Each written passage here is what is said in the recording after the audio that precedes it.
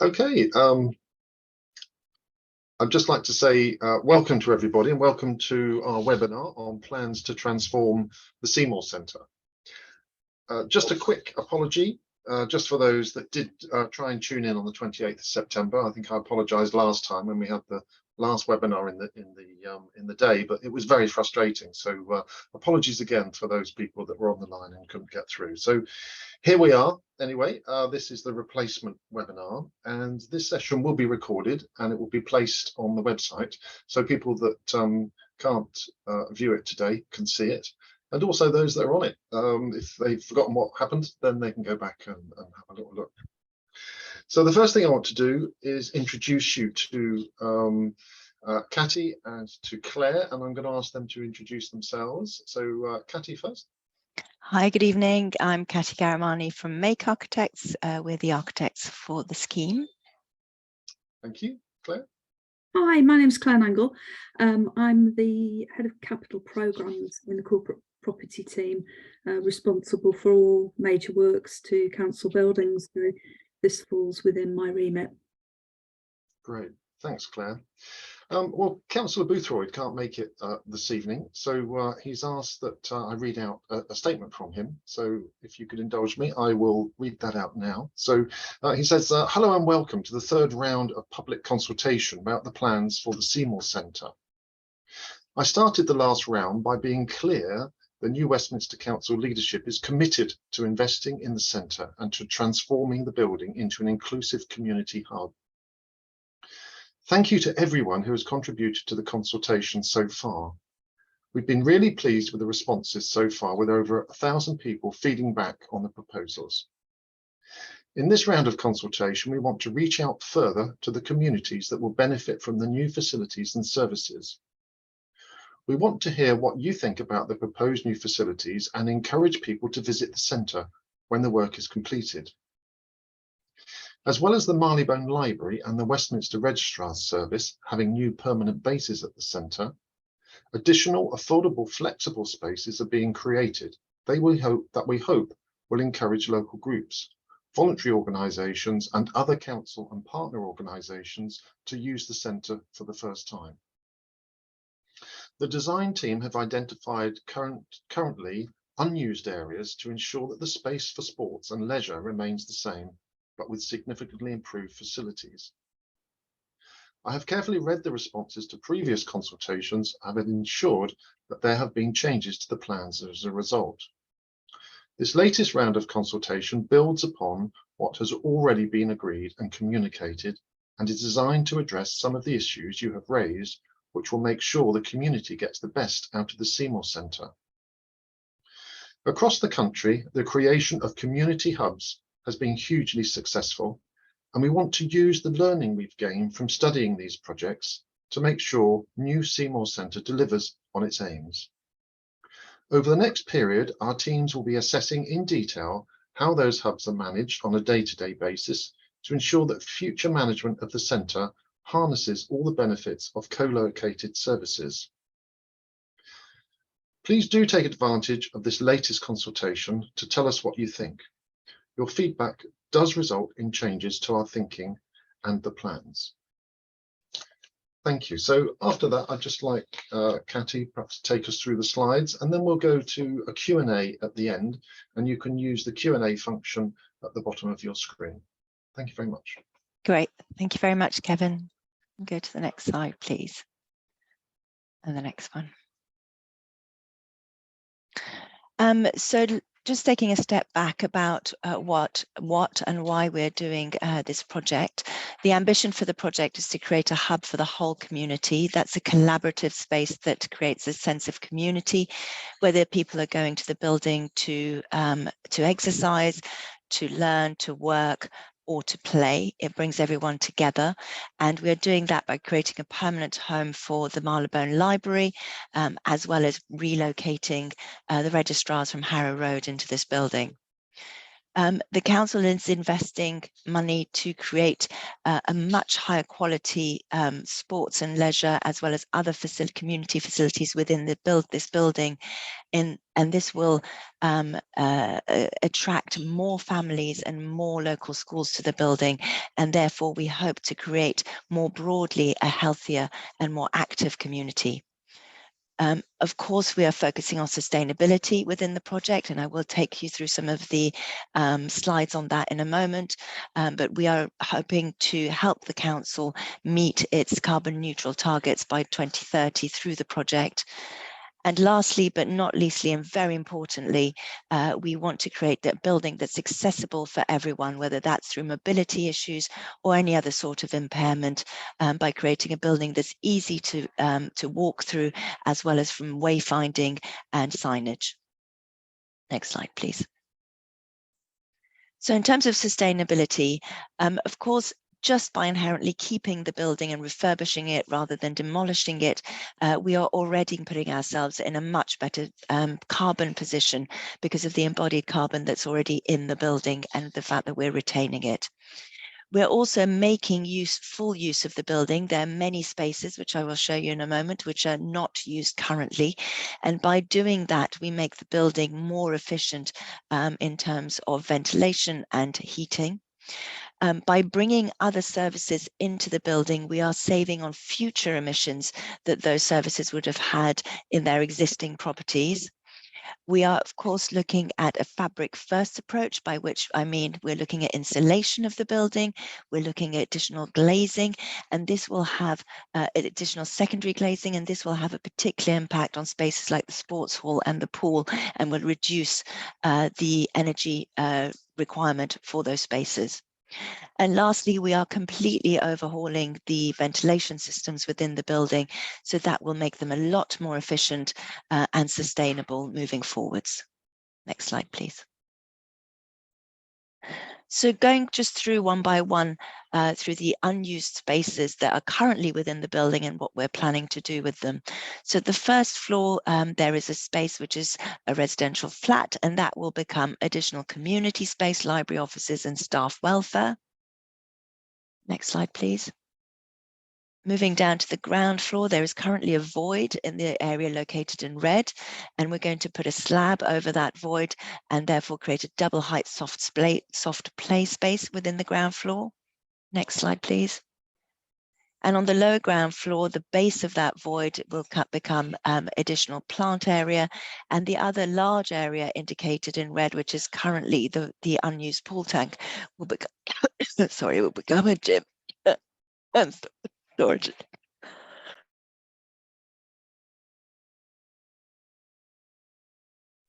Sorry about that. Right, next slide, please. As I mentioned, we are making the centre as accessible for everyone as possible. And these are some of the questions that came up through the previous consultation, which we have addressed. I'm just going to run through them one by one. There was a question that you said the stage space is completely inaccessible for wheelchair users at the moment, and we've designed a through lift that will allow step-free access for the stage. You asked whether the centre can be easier to navigate, and yes, we're looking at easy read signage and improved wayfinding at the centre, as I mentioned. You asked whether you'll be able to change in private, and what about visually impaired people? There will be a range of accessible changing cubicles for people to change in private, and this is something that's also come up through the consultation, through the public consultations this week. I just want to stress again that the changing cubicles are in private, although they're in a shared facility, and we can come back to this later if necessary. You asked whether there would be more accessible toilets at the centre, and yes, of course, we're providing fully accessible toilets as well as larger cubicles with handrails. And you asked whether there'll be a changing places facility, and yes, there will be a facility, and you won't have to be a member to use that facility. Next slide, please. In terms of accessibility, The pool at the moment is very, very inaccessible, and this has come up through various consultations that we've done, particularly for people with mobility issues or for older people. So we are creating a more accessible space by creating a turning circle for wheelchairs. We're creating step-free access into the pool and the pool pod as well, and just running through some of the numbers on the diagram. So number 6 is the pool pod. Number 4 are the steps in. So if you can't manage the ladder, there are ambulance steps that you can walk down into the pool area, which will make it more accessible. There is pool storage facilities provided. As you can see at the moment, a lot of the storage is just strewn around the pool, which makes it very dangerous as well as inaccessible. Number 3 is the lifeguard station. Number 2 is obviously the ladders. We are creating a safety barrier between the changing area and the pool, and we're also creating spectator seating. At the moment, people wait in the corridor, which is not allowed. Nobody should be waiting in the corridor looking at the pool. There's a fire exit. So we're actually providing seating where there is none currently, or there's none that should be there currently. I also wanted to address the issue of the pool widths, which is something that came up through the consultations this week. We are providing 4 lanes at 2 meters. There are currently 4 lanes now, and that is to allow enough width on either side for wheelchair access on both sides. So at the moment, I think one side is just over 1.1 meters, which is far too narrow. So we're increasing these to create accessible wheelchair access. Next slide, please. We are also making the centre more appealing for a wider audience. We are hoping that it will serve the Church Street area as well as the Marylebone area, and we're working very closely with local schools to see how the children can benefit from the new facilities. And we held 2 consultations at Church Street last week as well. Next slide, please.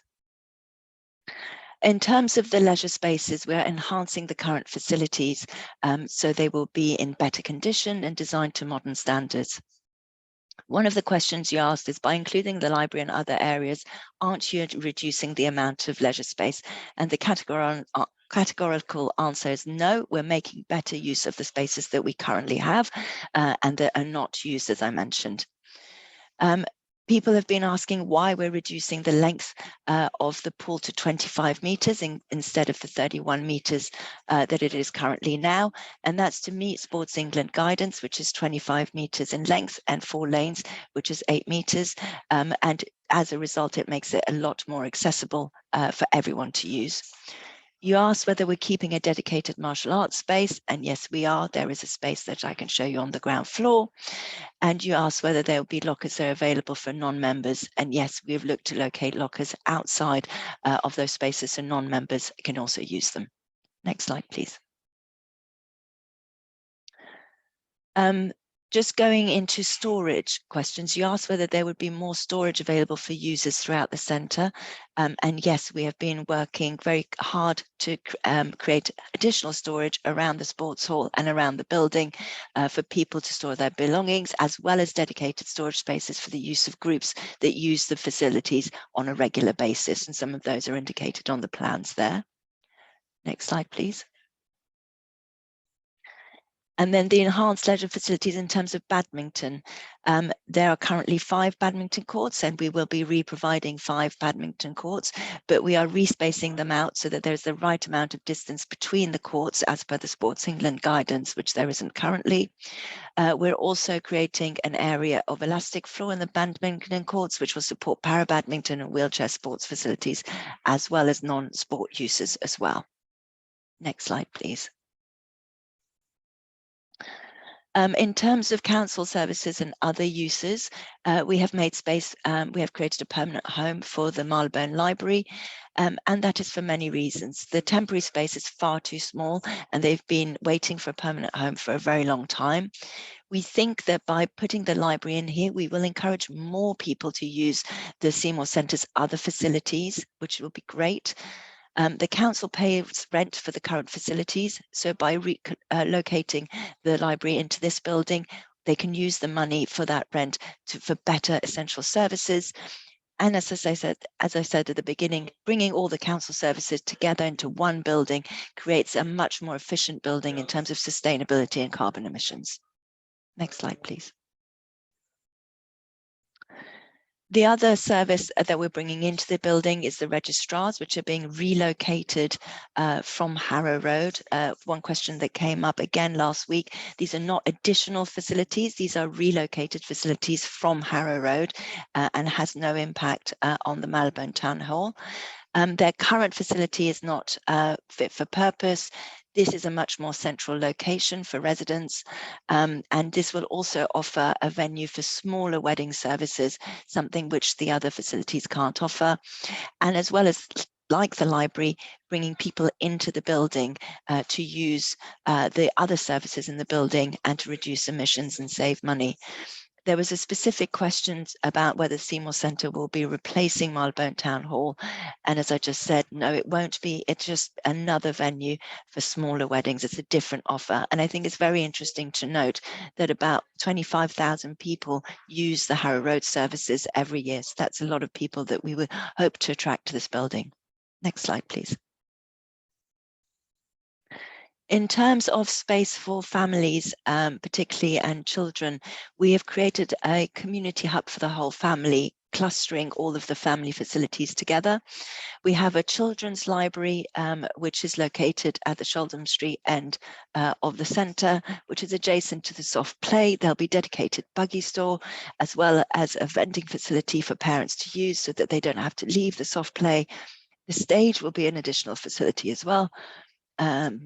And there'll be toilets located here. Sorry, Harry. I'm just going to read out that last question, which is why, about the soft play. Why do we need soft play? So we are replacing all the facilities that are in the building, and that includes the soft play, which will be it's a well-liked facility, and it'll be a bigger and better facility. Thank you.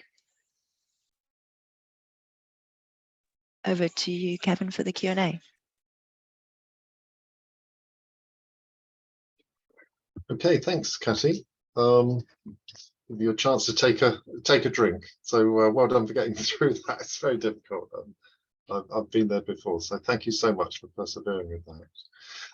We've got some questions come in. The first three questions are connected. They're about the swimming pool, and the first two I think are connected. So if I ask those in tandem to Catty, and then I'll pick up the third one to Catty. It says the proposed width of the pool is 8 meters, which is under the Sport England recommended 8.5 meter for a 25 meter pool. So the question is, why can't the pool remain at 9 meters wide, Catty? Okay, so at the moment, the width of water is actually 8.9 meters, which is just under 9 meters, and the proposed is 8 meters. As I mentioned, the access routes on either side, one side is 1.8 meters and and the other side is 1.3. These are vastly under the recommended 1.5 meters. From an access point of view.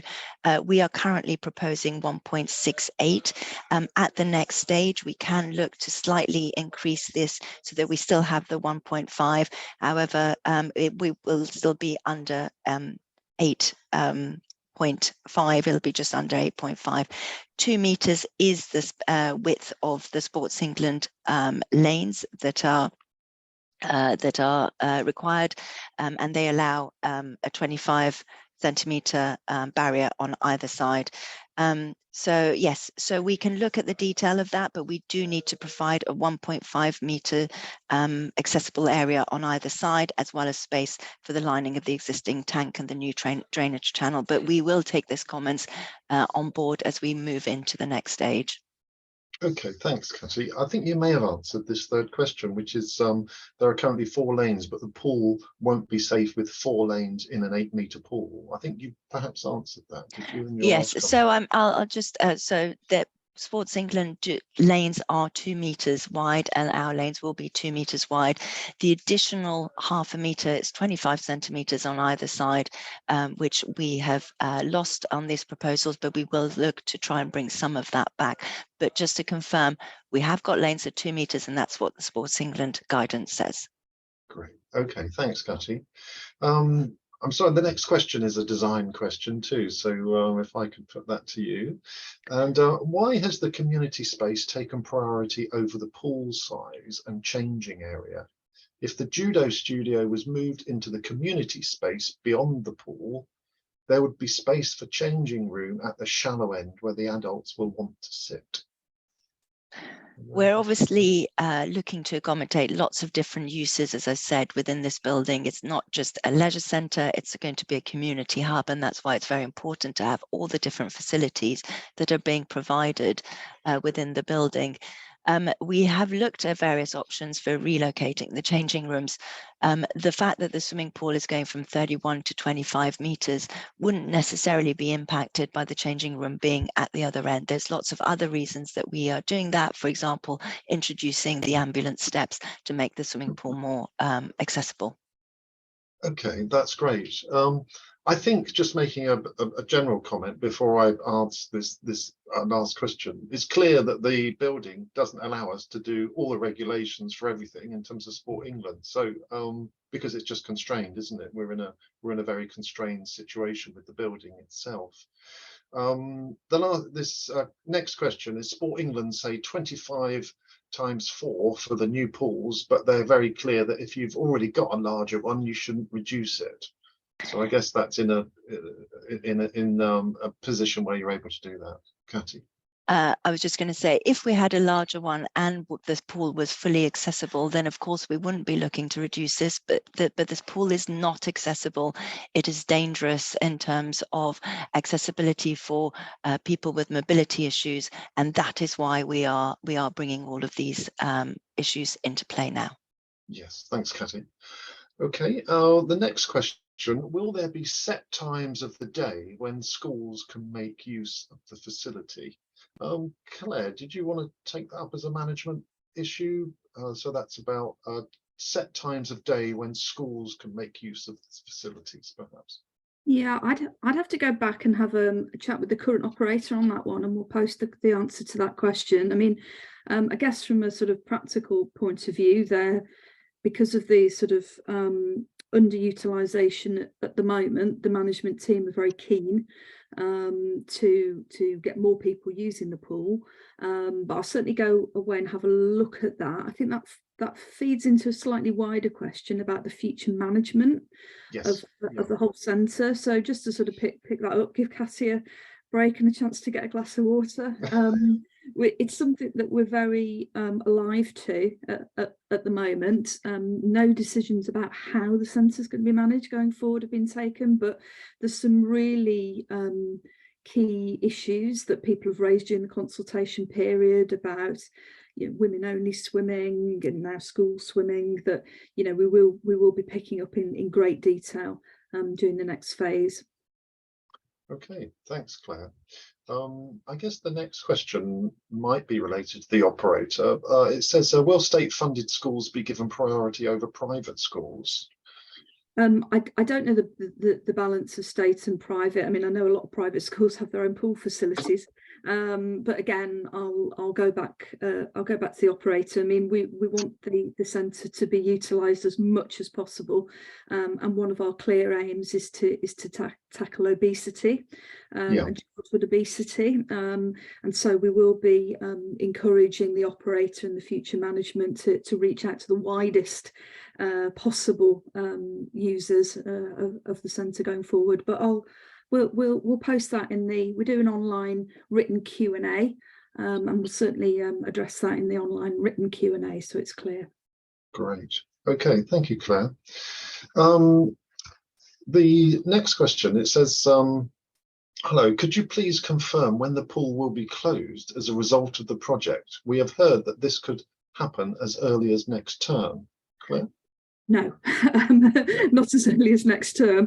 Everybody will get significant notice.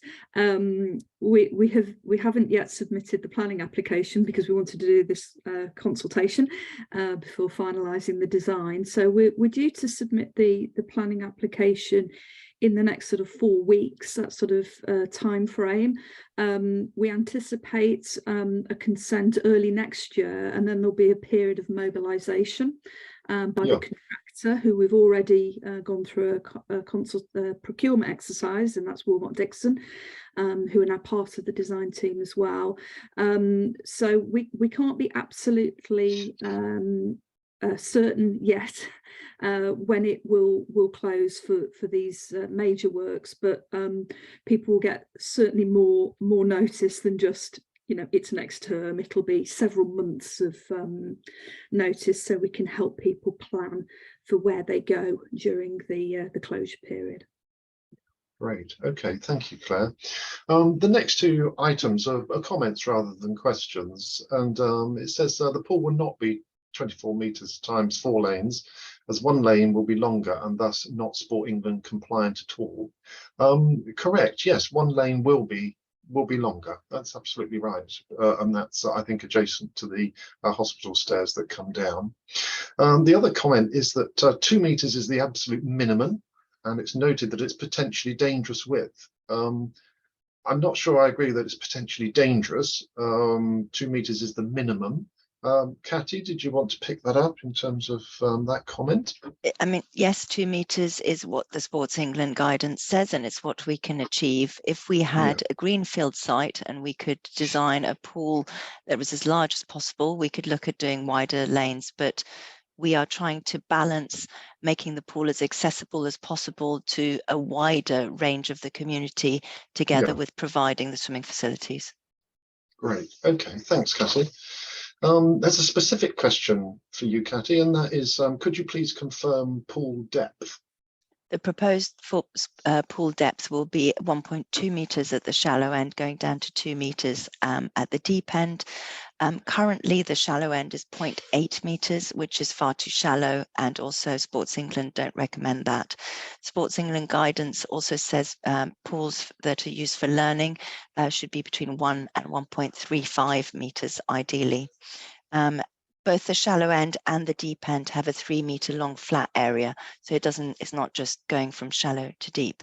But again, we've had some comments back on the pool depth at the shallow end, and we can look at tweaking the shallow end depth if required through the consultation. Great. Okay, thanks, Catty. And a question, Claire, to yourself. When will the facilities be ready to use? So it's a sort of time issue, as close as you can be, really.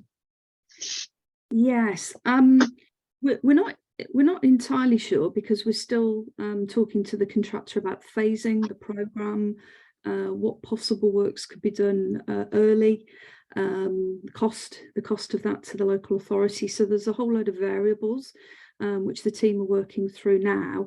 But I think I can say with a reasonably confidently that it will be sometime in 2025. Yeah. Okay. Lovely, thanks, Claire. The next question says the improvements to the leisure facility are limited. So it's a statement. The vast majority of the expenditure relates to the creation of public facilities, library, registrar, food facilities, etc. So this is the question.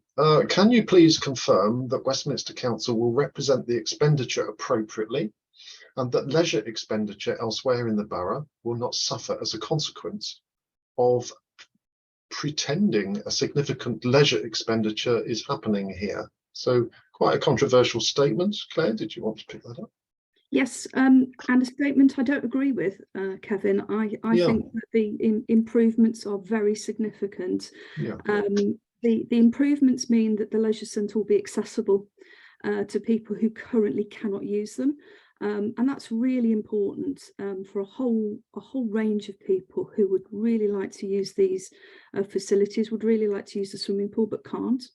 The sports hall remains at the same size, with significant improvements to make it a better facility for what is the most popular, the most used leisure facility. The improvements to the gym, I think, are going to be really exciting, and certainly the operator is very excited about the new location. In terms of the square footage, the size of the leisure facilities, there is no reduction in space.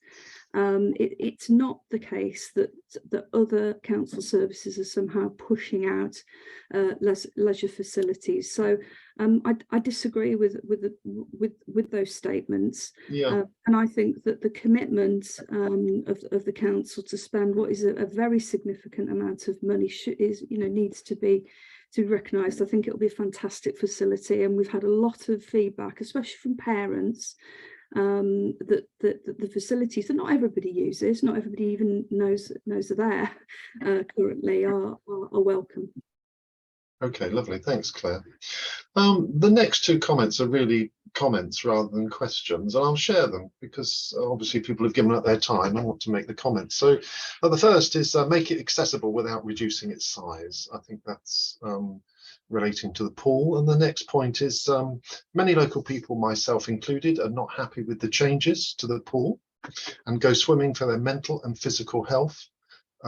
If it becomes too small and more or less a paddling pool, we won't go anymore. So that's the statement. I'm sorry to hear that from whoever made that statement, but we're doing our best in terms of compromising, giving access to everybody and the community, and trying to keep a really good facility that we can still be proud of. The next one is the pool will become inaccessible for people because of accidents that could occur due to the narrowness of the lanes. Has there been any consideration or risk assessment done for these narrow lanes? I think we've probably answered that on the basis of the standard is Sport England. So I guess that Sport England would have done risk assessments in that situation. Unless anybody wanted to jump in on that, I think we've probably covered that. The next one, what is going to happen to the friendly on-site staff when the centre is closed for the project? Claire, could you pick that up? It's great to have that feedback. Thank you so much. We'll certainly feed that back to the regional manager from Everyone Active. I think they'll be really pleased. It depends when the centre closes.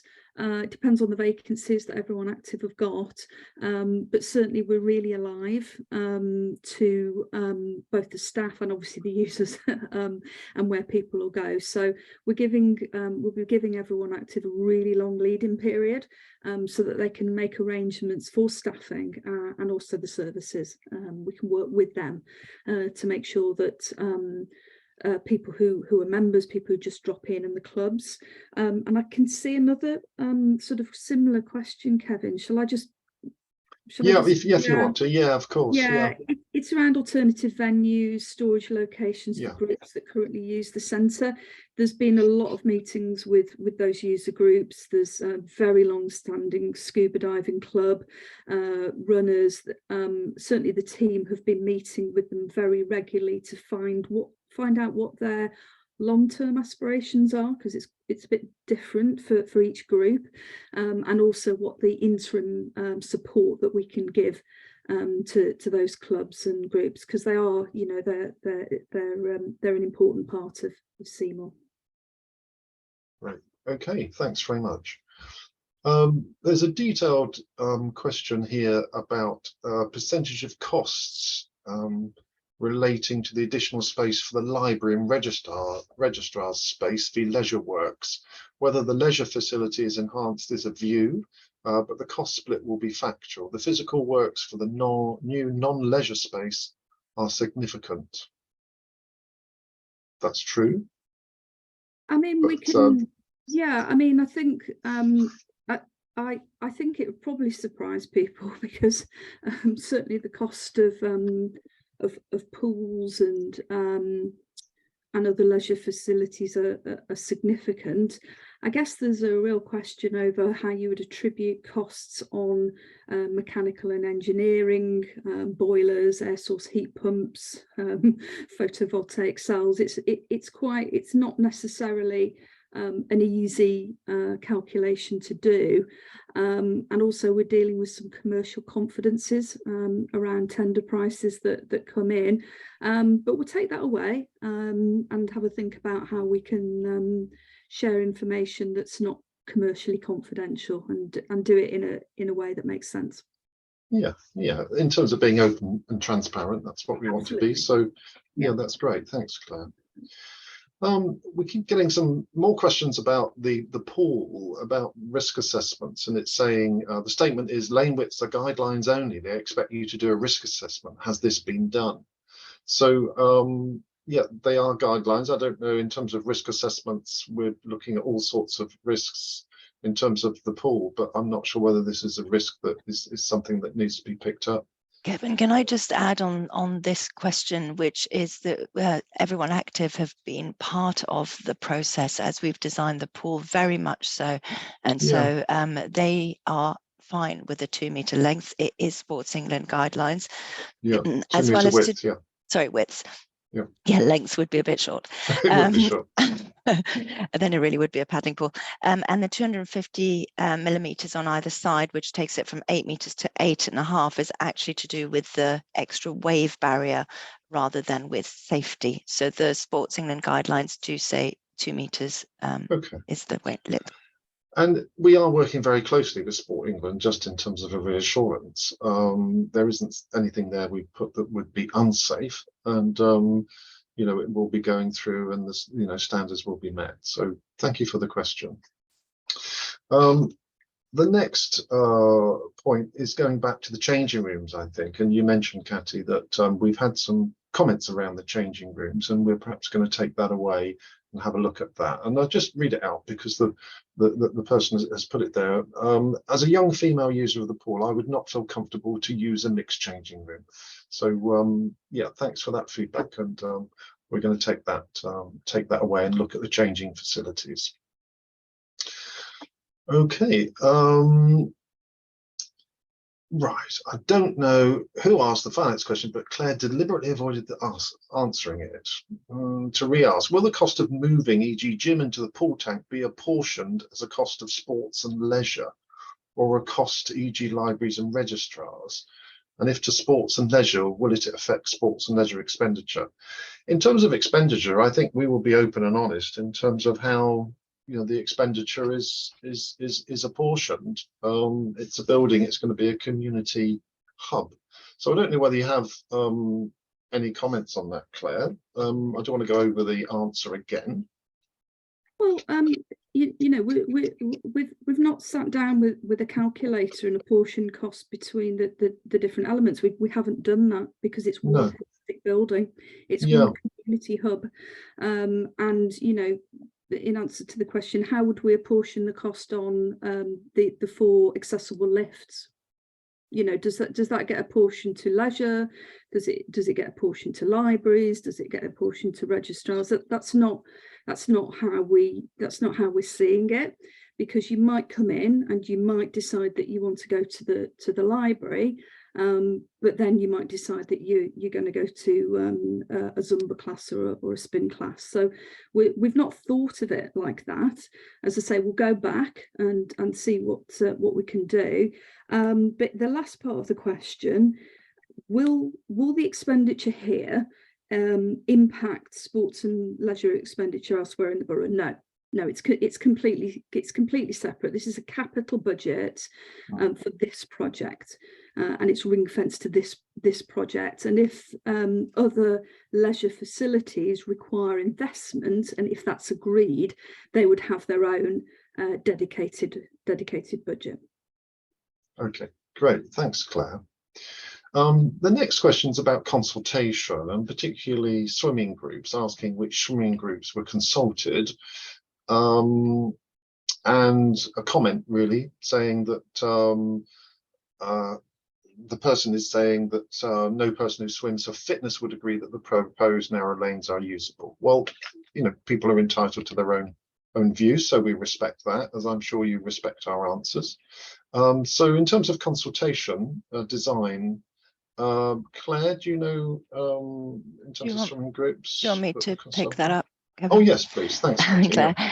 So we received a list of groups and clubs that were based in the building from Everyone Active, and we specifically reached out to those groups and clubs. We're very sorry if you weren't on that list. If you're a club that wasn't on that list, please let us know and we'll be in touch. However, having said all of that, we have held a number of public consultation events where people have been able to come and speak to us, which is obviously the last 4 sessions were this last week. Thank you, Catty. That's great. Thank you. The last question is, will membership costs go up to pay for the costs? Claire, do you want to take that finance question? No, there's no correlation between the investment and the membership rates. That's because you know, the centre's managed by Everyone Active, and the council are paying for the investment. So there's no direct correlation. The only caveat is that the membership might go up anyway, but that wouldn't be linked to this capital investment. So I'm sort of loath to say no, membership costs won't go up, but because they might, but it wouldn't be linked to this capital investment. Yeah, we're not trying to get money back on the basis of money invested. Yeah, lovely. Okay, thanks, Claire. Okay, well, that comes to the end of the a follow-up question. Didn't actually hear how many swimming groups were consulted. Catty, I don't know whether we had. So in the list that we received, there was no specific swimming groups were not highlighted by Everyone Active. That's what I was trying to say. So we had, but it was a list that was given to us. So please do come forwards if you would like to talk specifically. Yeah. Okay, I think we're repeating some of the questions, so I'll put it to an end. Thank you so much for coming, and there is an opportunity to follow up. If there's a group and you want us to have a discussion individually, then that's fine. We can arrange that. If you'd like to email us, if you'd like to call us on the free phone, you're very welcome. And a copy of this meeting, this webinar, will be going onto the website with the FAQs, frequently asked questions, being listed as well, just for people that couldn't make it today. So thank you again, and thanks for coming, and I'm sure we'll see you again soon. Thanks a lot. Bye-bye.